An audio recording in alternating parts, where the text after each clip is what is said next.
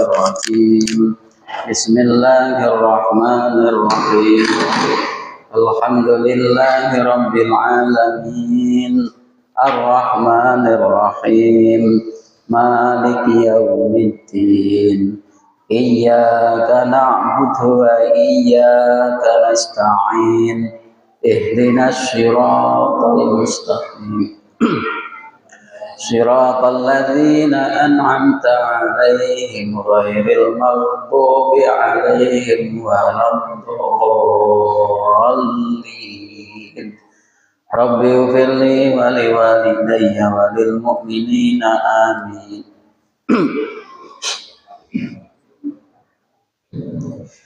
Alhamdulillah rabbil alamin wa bihi nasta'in ala umuri dunya waddin. Asyhadu an la ilaha illallah wa asyhadu anna Muhammadar Rasulullah. Allahumma shalli ala sayyidina Muhammad wa ala alihi wa ashabihi wattabi'in wa ummati ajmain amma ba'd. Rabbi shrah li sadri wa yassir li amri wahlul 'uqdatam min lisani yafqahu qawli. Rabbana zidna ilman nafi'ah warzuqna fahman sahihah warzuqna amalan mutaqabbala. Rabbi ja'alna muqimis sholati wa min dzurriyyatina.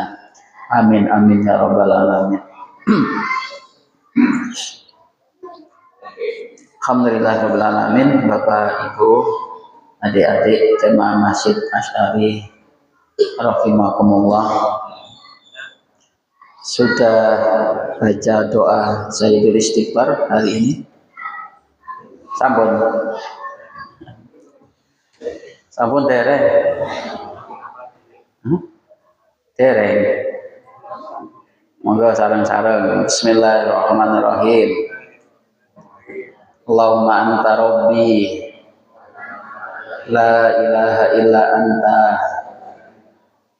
khalaqtani wa ana abduka wa ana ala ahdika wa wa'atika mastata'tu a'udzubika min syarri ma sana'tu abu'u laka bi ni'matika alayya wa abu'u bizambi faghfirli fa innahu la yaghfiruz dzunuba illa anta. Ganjarannya napa Bapak Ibu? Ganjarannya napa kita? Kalau dibaca pagi hari kemudian siang hari kita meninggal dunia, maka insya Allah menjadi penghuni surga. Kalau kita di malam hari atau di sore hari membacanya, kemudian sebelum pagi kita meninggal dunia, maka insya Allah juga menjadi penghuni surga. Bapak Ibu sekalian, sudah 3 kali pertemuan kita membahas tentang zikir, maka malam hari ini kita ke topik yang lainnya lagi, yakni pembatal sholat atau hal-hal yang menjadikan sholat kita itu batal. Kalau kemarin kan sudah rukun, kemudian ada sunahnya, ada makruhnya, kemudian zikir setelah sholat itu seperti apa. Nah, kalau doa-doa ya mau tidak mau ya ngapalin sendiri ya semampunya gitu ya. Nggak bisa berdoa pakai bahasa Arab, pakai bahasa Indonesia. Bapak Ibu sekalian, kenapa di dalam sholat itu ada hal-hal yang membatalkan sholat? Jadi sebenarnya setiap ibadah itu ada hal-hal yang menjadikan ibadah kita itu menjadi batal.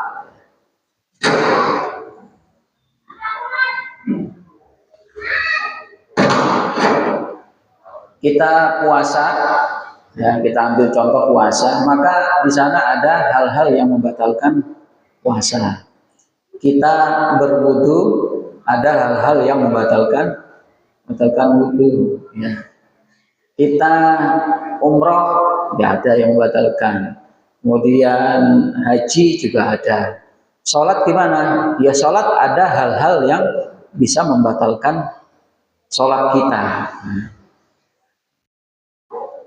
Nah kemudian Bapak Ibu sekalian, apa hal-hal yang menurut para fuqaha itu yang dapat membatalkan sholat?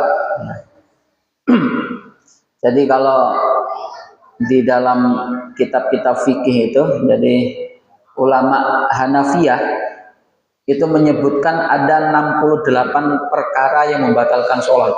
Banyak sekali ya, 68.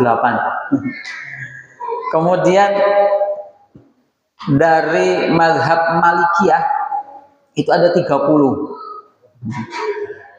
Kemudian mazhab Syafi'iyah itu ada 27.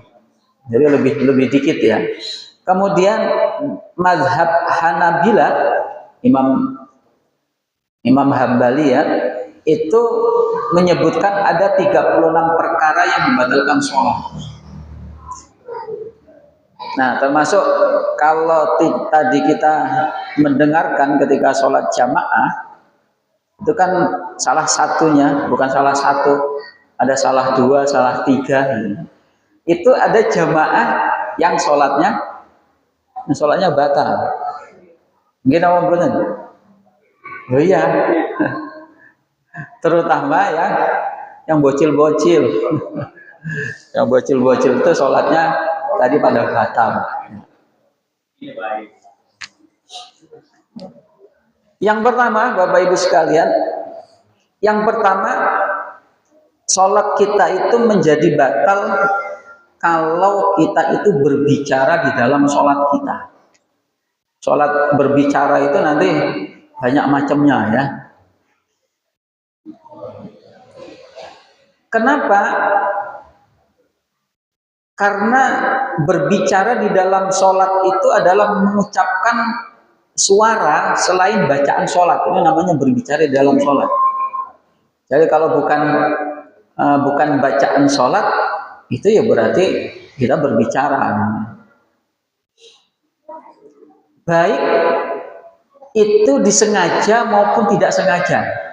Ya, itu berarti kita sudah berbicara.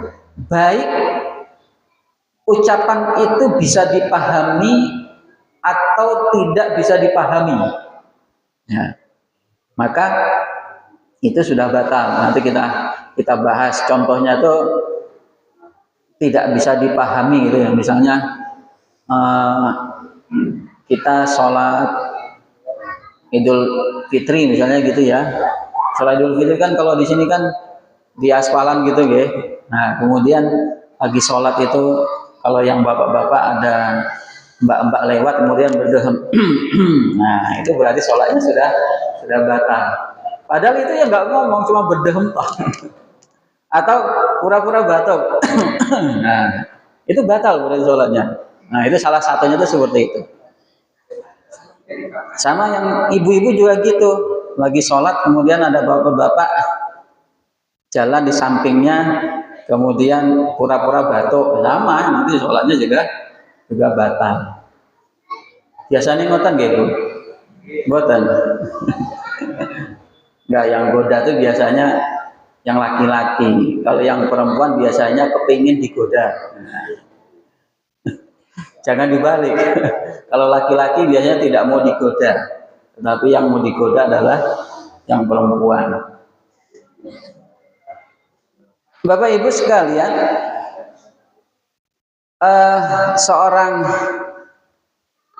sahabat yakni Zaid bin Arqam berkata, kunna natakallamu fi sholati hatta nazalat. Jadi ketika sholat itu di awal-awal, ya, itu sahabat kunna natakallamu fi sholat. Kami itu ketika sholat kami ngomong-ngomong, ya ngomong biasa, natakallamu, ya kayak yang tadi. Kalau kita kedengaran kayaknya di pojokan sini ya. Nah, itu kan imamnya baca Al-Fatihah, sibuk ngobrol. Sibuk ngobrol kalau nggak jawil-jawilan. Nah, gitu. Tapi tidak masalah. Ya, yang penting anak-anak itu nanti senang dulu ke masjid itu ya tidak masalah. Yang penting ketika sholat nanti kita sedikit-sedikit kita kondisikan lah. Kita kondisikan bagaimana caranya biar nggak ngomong, biar nggak cerita. Kunna natakallamu fi sholat hatta nazalat. Jadi kami ketika sholat itu yang ngomong-ngomong sama sahabat itu sampai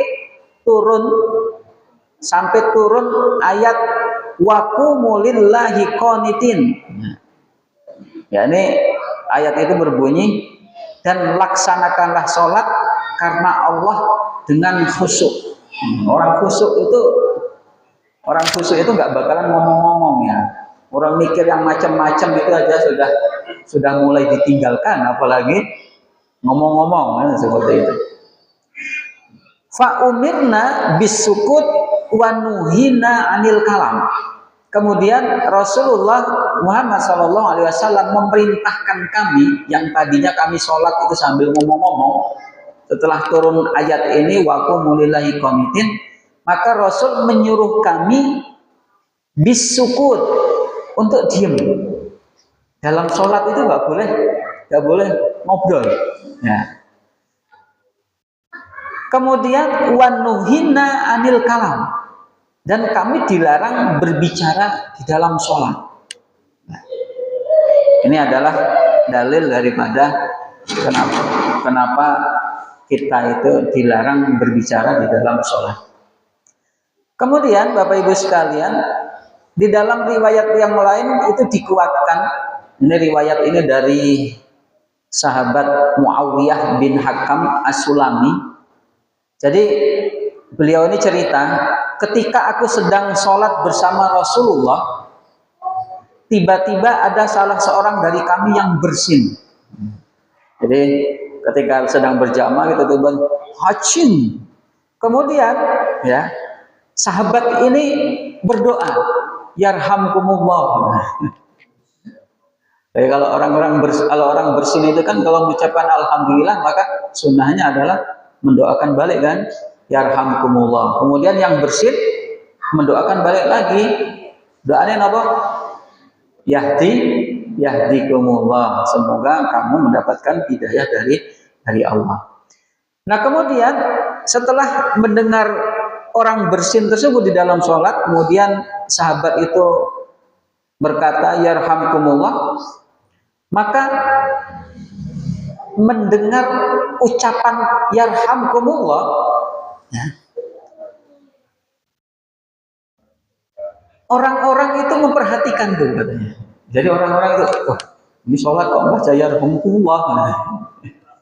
Nah kemudian sahabat itu langsung bertanya lagi, wah celaka ini, mengapa kalian menatapku seperti itu? Ditatap, ini apa ada yang salah kan? Ya, seperti itu ya. Kalau kita kan seperti itu. Kemudian para sahabat itu tidak menjawab. Jadi yang ngomong ini cuma satu, mengucapkan yarhamukumullah, kemudian sahabat memperhatikan, kemudian, apa yang salah denganku ini? Kemudian sahabat tadi yang memperhatikan itu tidak menjawab karena memang sedang di dalam sholat. Mereka hanya menempukkan tangannya pada paha mereka. Nah, ditepukkan. Nah, kemudian dan ketika mereka menempukkan tangannya ke paha, kemudian sahabat itu tadi paham bahwasanya teman-temannya itu menyuruh saya diam, ya, karena sedang di dalam sholat. Ya. Nah kemudian Bapak Ibu sekalian, setelah selesai sholat, Rasulullah SAW memanggilku. Langsung dipanggil, enak sekali ya. Jadi langsung dikoreksi, kemudian yang benar yang mana. Kalau kita ini kan, kalau kita ini ada teman kita kok melihat, ya kita melihat teman kita kok, atau tetangga kita atau orang lain sholatnya masih salah itu, ini mau ditegur gimana ya? Ditegur nanti sakit hati, malah nggak ke masjid lagi. Makanya memang harus pintar-pintar kan seperti itu. Karena memang tidak semua orang itu apa ya bahasanya itu tegel gitu. Langsung bisa menyampaikan gitu ya. Kan di dalam hadis itu kan man ra'a minkum mungkaran falyughayyiru bil yadi fa ilam yastati fa bi lisanihi. Langsung dengan tangan. Nah, langsung dengan tangan ini langsung ditegur langsung kayak gitu ya. Kemudian fa bi lisanihi dengan ucapan ya, disindir itu ya bisa ya. Disindir itu bisa kayak saya tadi itu kita jamaah tadi ada beberapa jamaah yang sholatnya batal. Ngapain? Ya ngobrol sendiri. Tapi kan tidak disebutkan orangnya. Itu berarti kan disindiri. Kalau nggak bisa pakai lisan, maka fabi kolbi. Maka ya pakai hati kita saja. Ya Allah, ini kok masih ada tetanggaku yang sholatnya kok kayak gini tuh ya Allah. Berilah hidayah. Didoakan saja seperti itu. Ya. Nah maka Bapak Ibu sekalian, setelah Rasulullah memanggilku, kemudian Rasul itu langsung mengajariku metode pendidikan yang sangat baik daripada metode pendidikan beliau atau metode pendidikan beliau yang paling baik ketika itu. Apa itu Bapak Ibu sekalian? Rasul itu tidak menegur, ya, tidak, cuma dipanggil toh. Rasul tidak menegur, ya tidak memukul juga, tidak memakiku. Ada bahasa-bahasa memakiku ya ada. Jadi tidak negur, tidak memukul, juga tidak memakiku. Tapi beliau langsung bersabda, inna hadhi sholat la yasluhu fiha syai'un min kalam. Bahwasanya sholat itu tidak patut ya dicampur dengan min kalamin nas, dari ucapan manusia. Innama huwa tasbih wa takbir wa qiraatul Quran, kecuali di sana itu hanya ada bacaan tasbih, bacaan takbir, dan qiraatul Quran, bacaan Al-Quran. Nah kemudian Bapak Ibu sekalian, ini adalah dua dalil tentang kenapa orang yang berbicara di dalam sholat itu batal ya. Karena memang sholat itu ya bacaannya ya seperti yang disampaikan oleh Rasul. Maka kalau enggak ya diam aja ya.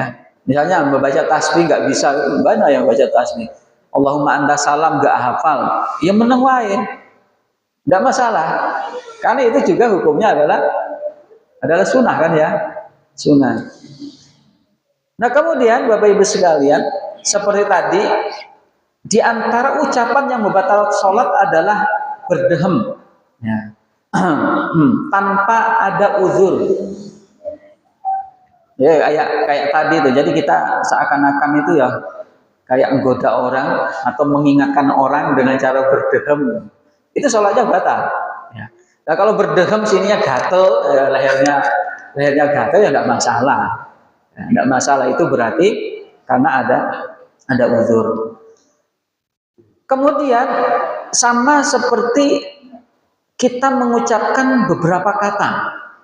Contohnya misalnya gini, misalnya sedang sholat isya ya, kemudian 3 rakaat, tahu-tahu imamnya langsung duduk tahiyat akhir, kemudian dibacain tasbih, subhanallah sama jamaah yang lain, subhanallah, enggak mudeng-mudeng. Kemudian jamaahnya ini gimana ya? Kemudian berdiri, ngomong berdiri. Yang mengingatkan itu batal. Ya. Karena dia mengucapkan selain bacaan sholat. Berdiri atau Mas kurang satu. Mas kurang satu. Tambah lagi itu tambah banyak kata-katanya. Berdiri gitu aja. Berdiri gitu aja sudah batal. Bahkan kalau di dalam fikihnya itu hanya 1-2 kata, 1-2 huruf, bukan 2 kata loh ya. Karena di dalam bahasa Arab itu kan, contohnya misalnya kalau berdiri itu cuma 2 huruf, kop sama min, kum, berdiri, kum, itu sudah batal sholatnya. Tapi yang batal yang mana? Kalau misalnya imamnya langsung berdiri, kemudian melanjutkan rakaat keempat, yang batal yang mengingatkan, yang lainnya tidak ikut datang, seperti itu. Kemudian Bapak Ibu sekalian, di dalam sholat kita juga ya, ini termasuk daripada yang membatalkan sholat adalah orang yang merintih di dalam sholat. Ya, merintih. Aduh itu sudah berapa kata? Satu kata ya. Tapi berapa huruf? 4. Aduh. Atau ngeluh. Insya Allah suwe ini. Alah, udah ada baca surat yang panjang, tambah lagi ngeluh. Sholat kok ngeluh gitu. Maka batal sholatnya. Maka harus membaleni sholat lagi. Termasuk Bapak Ibu sekalian adalah menangis di dalam sholat. Nah, ini menangis ini kan banyak macamnya ya. Menangis itu kalau kita membaca ayat Al-Quran, kemudian kita sedih, kita tahu artinya, kemudian sambil membaca, sambil menangis tanpa ada tambahan kata-kata, hanya nangis tok ya, hanya takut sama Allah dengan kalimat tersebut sehingga kita nangis, maka tidak masalah. Ya. Tapi tahu-tahu makmumnya ikut nangis, ya batal sholat. Batal ya. Karena tidak ada hubungannya sama bacaan sholat ya. Tapi kalau baca Al-Quran, misalnya baca surat apa gitu ya, kemudian surat tentang azab Allah, kok nangis? Tapi yang membaca suratnya masih terus ya, atau diam sebentar ya.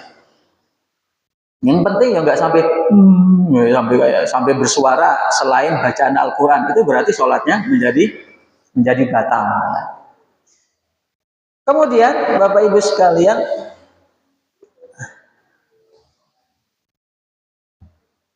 orang yang yang mengeluh tadi, kemudian yang nangis tadi, merintih tadi, itu tidak membatalkan sholat karena mungkin orang tersebut sedang dalam keadaan tidak sehat. Ya, contohnya misalnya ya, misalnya pantatnya lagi udunan, nah, tahu-tahu kan duduk ya, orang sholat itu kan nanti kan ada duduknya, masa berdiri terus ya, ngerti-ngerti duduk kesenggol, waduh.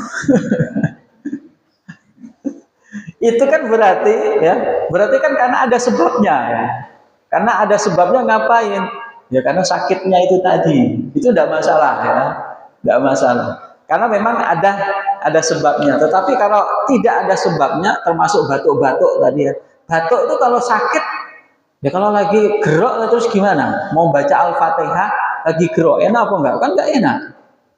Harus didehemkan dulu atau dibatukkan. Nanti kalau sudah batuk, kemudian nanti kan lega. Kan gitu ya? Nah iya. Nah maka enggak masalah, batuk itu enggak masalah. Berdehem juga enggak masalah, asal itu tidak mengganggu sholat kita dan ada alasan-alasan khususnya. Yeah. Wah, jam 8 nih, baru 1 ini. Oke. Lanjut. Sudah 25 menit. Yang kedua Bapak Ibu sekalian, yang kedua adalah yang menjadikan sholat kita itu batal adalah melakukan banyak gerakan secara kontinu. Nah, Bapak Ibu sekalian, anggota tubuh kita itu dibagi menjadi dua. Jadi ada anggota besar sama ada anggota kecil. Nah, anggota besar itu apa? Satu, kepala. Ini kepala ya. Kepala ini anggota besar. Kemudian kedua tangan, ini anggota besar. Kemudian badan, ini anggota besar. Kemudian kedua kaki, itu juga anggota besar. Kemudian ada anggota kecil. Anggota kecil itu apa? Jari ya, jari itu anggota kecil. Telinga, bibir, hidung, mata, itu anggota kecil. Nah, yang menjadikan sholat kita itu batal adalah melakukan 3 gerakan anggota badan yang besar secara berturut-turut. Ya, jadi orang sholat itu kedip, mau kedipnya 100 kali itu tidak batal. Asal kedipnya itu tidak untuk mainan. Oh iya, ya kayak tadi tuh sholat, kemudian kemarin itu pas pengajian kalau kedip itu nggak batal. Lagi sholat Idul Fitri, kemudian enek yange teko sana, kemudian main mata, ya batal itu. Walaupun gerakannya adalah gerakan kecil ya, tetapi karena itu ada sesuatu yang tidak ada di dalam sholatnya. Nah, kemudian sama seperti kalau kita misalnya mengangkat tangan ketika bangun dari i'tidal. Sami Allah liman hamidah. Ini tangan kita kalau ngayuhnya, jadi berkayuh itu sampai, nah kayak gitu, itu berarti membatalkan sholat kita. Maka cukup sekali saja Allahu Akbar, ya sudah selesai, ditaruhkan di samping paha, gitu. Diberhentikan. Sebab kalau sudah sampai 3 kali itu termasuk tangan kita ini adalah gerakan besar. Nah, kemudian bagaimana kalau misalnya mengisi sop depan kita yang kosong?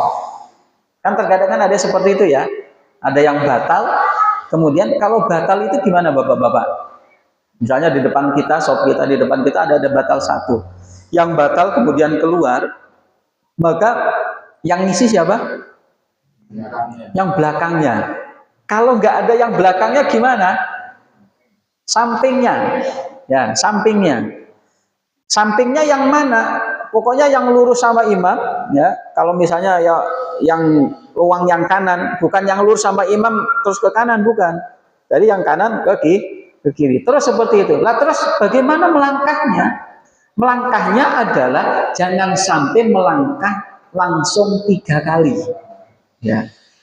Ini kan ini 1 meter penuh ya, 1 meter lebih ya. Apa itu, karpet kita kan 1 meter lebih ya. Maka gimana caranya? Jadi kalau kita mau maju, ini ibaratkan kaki kita, maka kita maju 1, 2, berhenti dulu, ya, berhenti dulu. Maka melangkahnya itu agak apa? Agak jauh, 1, 2, sehingga nanti ini 2 kali itu sudah sampai di sini. Tetapi 1, 2, jangan 1, 2, 3, itu berarti sudah 3. Kalau 3 berarti membatalkan sholat kita. Caranya 1 langkah yang jauh, ya, kemudian 2 berhenti dulu, ya, berhenti dulu. Kemudian nanti kalau sudah sekiranya sudah membaca tasbih 1 kali, subhanallah, itu namanya tumakninah, itu kan seperti itu ya. Jadi kita berdiri itu tumakninah dulu, kemudian baru lanjutkan lagi 1, 2, sehingga nanti kita sudah sampai ke sop berikutnya. Jangan sampai 1, 2, 3, tetapi 1, 2, ya, berhenti dulu, ya, tumakninah terlebih dahulu, kemudian nanti lanjut lagi 1, 2, ya. Sama ketika kita ngayun tangan, ketika selesai takbir, ya, Jadi ini anu ya, 3 kali itu adalah berturut-turut. Jadi bukan ada uh, bukan tidak ada istirahatnya. Jadi setiap sholat kayak gini sekali, itu ya dihitung sekali. Jadi bukan, nah itu kan nanti kan rakaat kedua juga gitu, rakaat ketiga juga gitu. Enggak, di rakaat itu hitungannya adalah satu kali, bukan dirapel ya, bukan dirapel. Gerakannya itu bukan dirapel, tapi langsung 3 kali. Kalau gerakannya besar, kalau gerakannya kecil itu tidak masalah. Contohnya misalnya kepala kita gatel ya, maka angkat aja tangan satu, digaruk, ya, garuk pakai jari. Itu berarti gerakan kecil, ya. Ini kan mandek dulu toh. Setelah mandek, baru nanti kalau sudah rasanya sudah selesai, baru kembalikan lagi. Itu namanya gerakan kecil, bukan gerakan besar. Tetapi kalau gini, nah 3 kali tapi kayak gini, ini namanya gerakan besar. 1, 2, 3, 4, tambah lagi berapa kali gerakan. Tapi cukup pakai jari-jari kita. Matan nggih Bapak Ibu sekalian, alhamdulillahirabbil alamin. 2 dulu semoga diamalkan ya. Kemudian bukan ngamalkan yang salah ya, ngamalkan yang benar, yang benar-benar diamalkan. Kemudian nanti sambil ya kita lihat sahabat kita, teman-teman kita. Jadi yang mengingatkan itu ya tidak hanya mubalik